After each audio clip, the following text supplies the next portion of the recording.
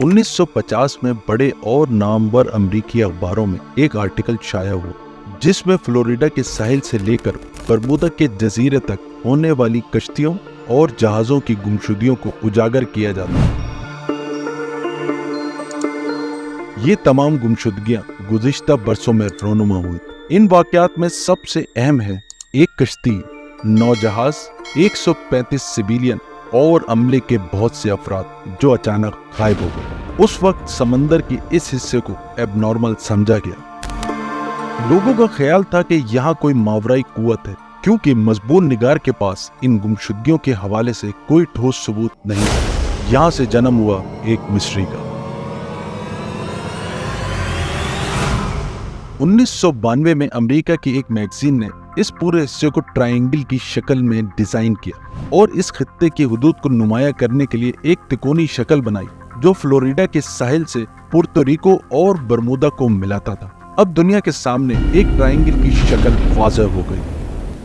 1964 में फिक्शन की एक मैगजीन ने अपने टाइटल पर एक उन्वान शाया किया जिसे lost in the Bermuda triangle का नाम दिया गया। इस मजमून में इन वाक़यात का तज़किरा था जो इससे पहले दीगर अखबारात और जराइद में शाया हो चुके थे, मगर इस बार इस मौजू को एक मावराई दास्तान का दर्जा देने की कोशिश की गई। बरमूदा ट्रायंगल जब से दुनिया की एक मिस्ट्री बना हुआ है।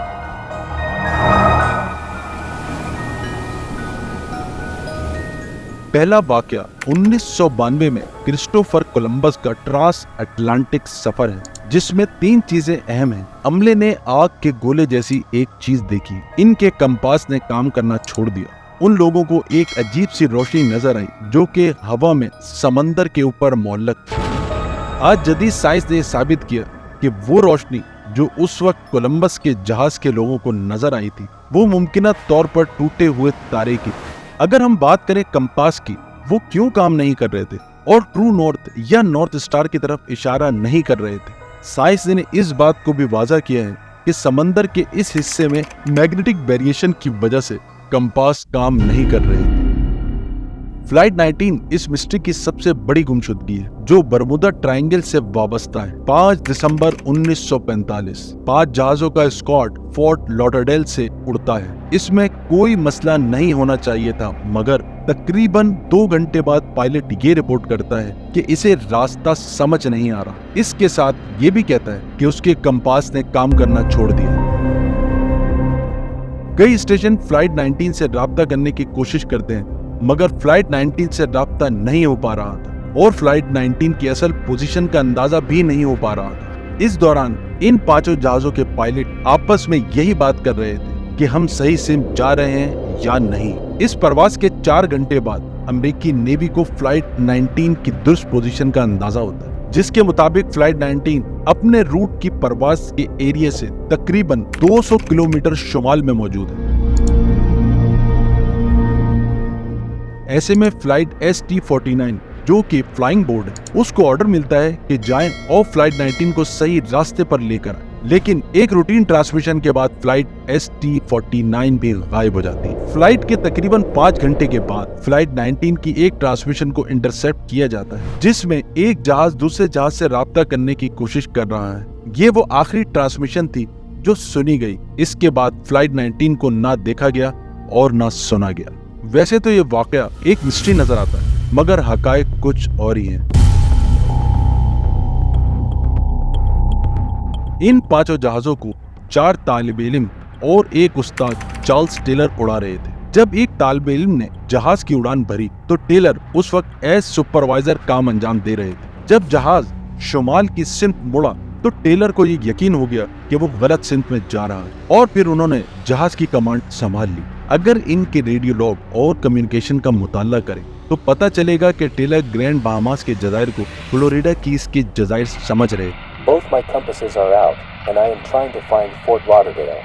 I am over land, but it's broken. I am sure I'm in the Keys. आप इस बात पर गौर करें कि टेलर इससे पहले मियामी में इंस्ट्रक्टर रह चुके थे और बहामास के इस एरिया में इनकी पहली फ्लाइट थी, क्योंकि टेलर ने सबसे पहले अपने आप को MT-28 यानी मियामी टॉर्पेडो बॉम्बर 28 कहकर मुतारिफ कराया, जबकि इनकी असल आईडी थी FT-28 यानी फोर्ट लॉडरडेल 28। ये माजरा इनके साथ पेश आया जिससे वो ये समझ बैठे कि कंपास खराब हो गया और गलत सिम दिखा रहा है, Even the ocean looks different. जबकि कंपास असल सिम दिखा रहा था। इस गलत फहमी की बिना पर वो शुमाल की जानिब उड़ान भरते रहे और जमीन से मजीद दूर होते चले गए। अगर वो वेस्ट की जानिब मुड़ते तो वो बच जाते। फ्लाइट के आखिरी लॉग से ये पता चलता है कि उन्होंने अपनी आखिरी कोशिश की और फ्लाइट को ईस्ट की तरफ मोड़ा और जमीन से मजीद दूर होते चले। इस दौरान इनके जहाज का फ्यूल खत्म हो गया और जहाज समंदर में डूब गया।